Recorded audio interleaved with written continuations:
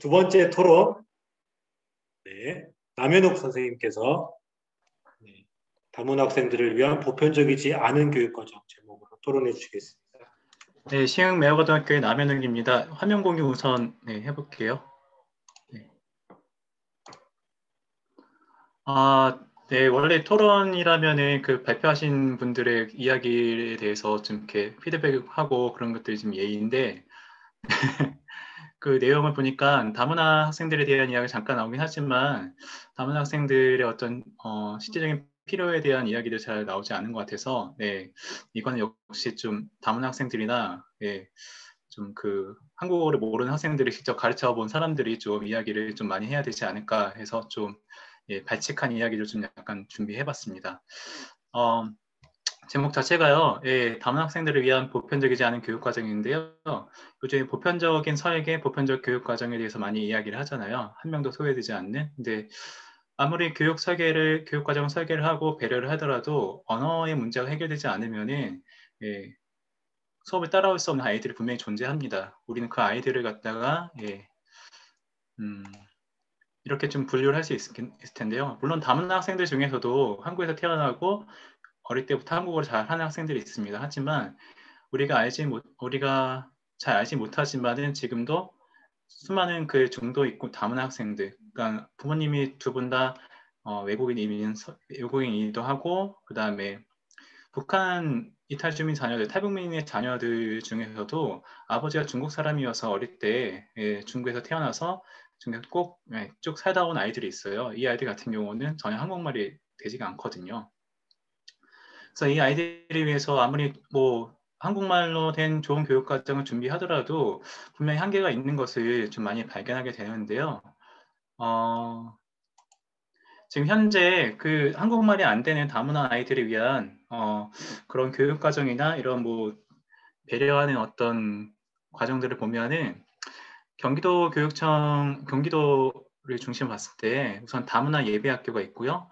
다문화 예비학교라는 거는 뭐 쉽게 얘기하면 랭귀지 코스죠. 예. 뭐 미국에 들어가면 ESL 코스처럼 일반 그 학교에 그 일반 수업에 들어가기 전에 한 3개월에서 6개월 정도의 어떤 그 한국어 집중 코스죠. 한국어 집중 코스를 좀 이수를 하게 하는 그런 예비 학교가 있고요. 그 다음에 그 다문화 아이들 그 밑집 지역 그 중심으로 해가지고 학급 자체를 갖다가 다문화 아이들 중심으로 예, 만들어 놓은 특별학급이 있습니다. 근데 이 다문화 예비학교와 다문화 특별학급이 주로 이제 초등학교에 주로 많이 되어 있고 그 밑집 다문화인들의 밀집 지역 중심으로 해서는 네, 중학교가 몇 개 학교가 이렇게 좀 준비가 되어 있고요. 경기도 같은 경우는 시흥과 안산을 중심으로 해서 이렇게 많이 예, 운영이 되고 있죠.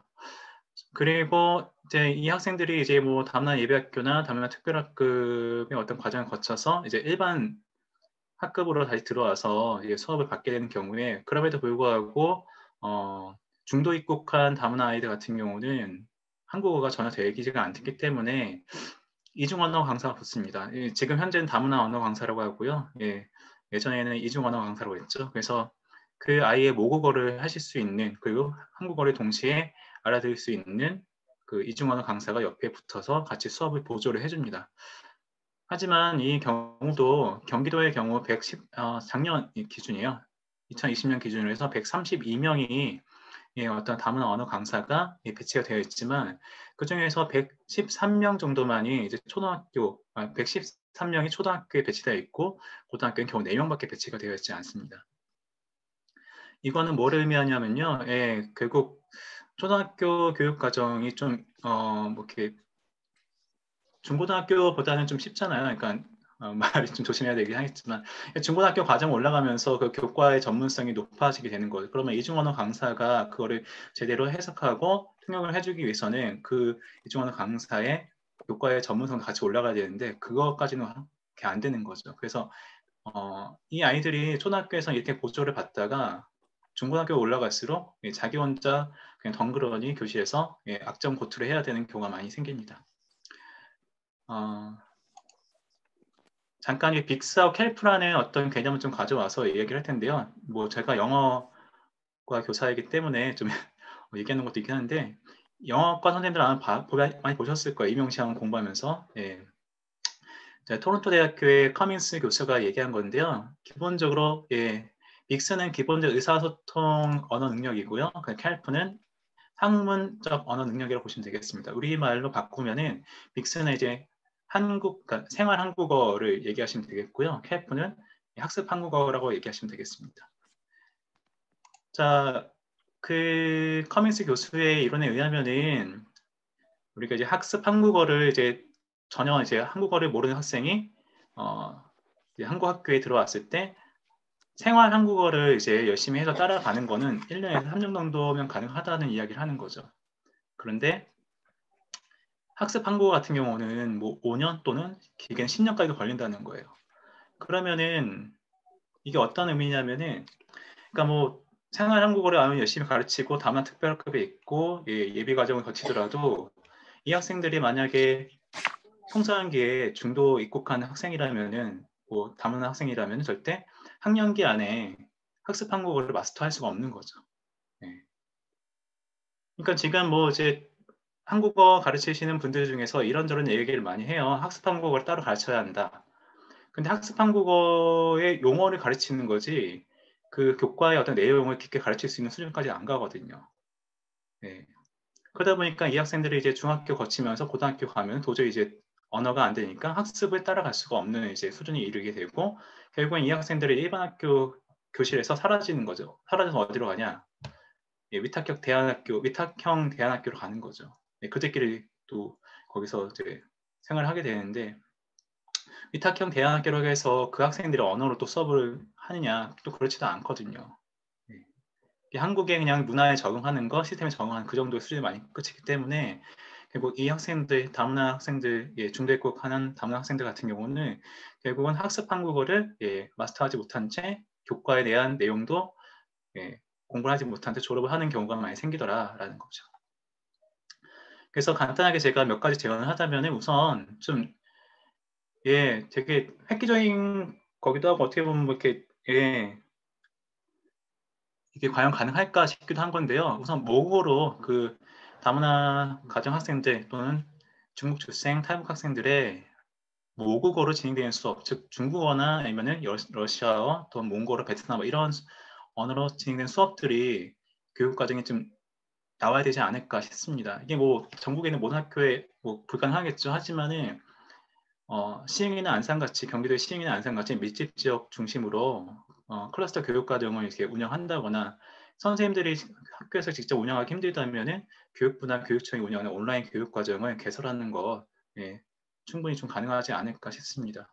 지금 당장은 아니더라도 이것을 언젠간 좀 시작을 해야 되지 않을까 싶어요. 이게 어렵다고 힘들다고 해서 지금까지 쭉 밀어온 거잖아요. 2000년대 초반부터 다문화 교육이라는 개념이 들어오면서부터 이 학생들 어려움이 분명히 존재하는데 그것들은 저희가 이제 어떻게 보면 제껴두고 어떤 문화교육이나 이런 것들, 뭐 한국생활 적응교육 이쪽으로만 많이 저희가 초점을 맞췄기 때문에 지금까지 이런 교육과정 자체가 하나도 나와 있지 않은 것 같습니다.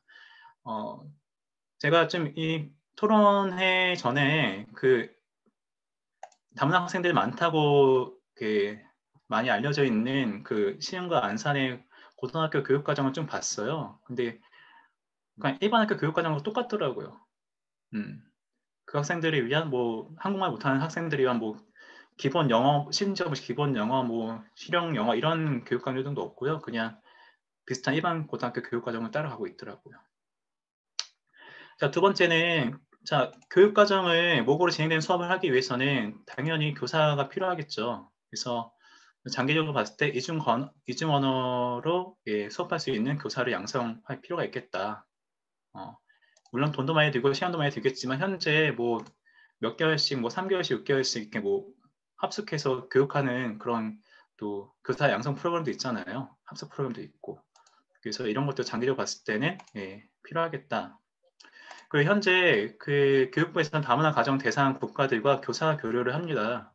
그래서 상대방 학교에 가서 수업을 보기도 하고 그리고 협의를 통해서 상호 문화 이해 교육 자료도 만들기도 하고요.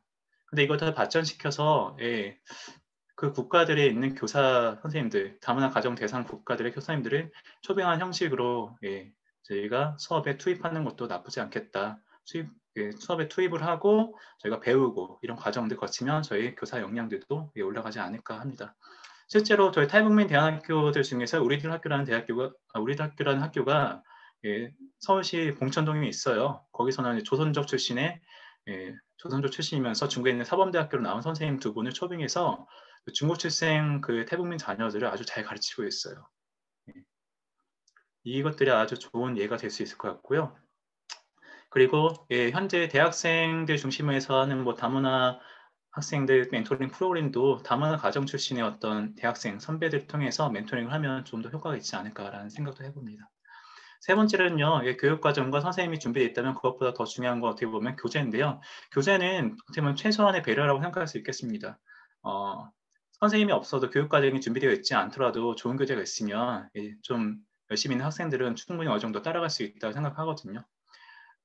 이거는 제가 이제 하나원에 파견교사 갔을 때 중국 출생 아이들을 위해서 썼던 중국어로 설명된 영어 교재거든요.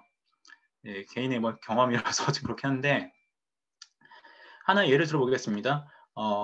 영어 수업이에요. 영어 수업인데 학생들은 중국 출생 아이들이고 한국말을 하나도 몰라요. 자, 그러면 영어 수업인데 애들이 한국말을 모르니까 한국말로 수업을 또 진행하기 힘들겠죠. 그 옆에는 또 한국말로 진행하기 힘든데 그렇다고 영어로 또 진행하기에는 이 아이들 학습 결손이나 이런 것들이 워낙 많기 때문에 영어를 수업도 이렇게 설명할 수 없는 상황이 되는 거예요. 그리고 물론 중국 출생으로만 여기 뭐 모여져 있으면은 뭐 번역기를 돌리건 어떻게 하든가 어떻게 수업을 이해할 텐데 옆에 한국 학생들 같이 있으면은 내가 한국말을 했다가 그 다음에 중국 번역기를 돌렸다가 이렇게 하기가 힘든 거죠.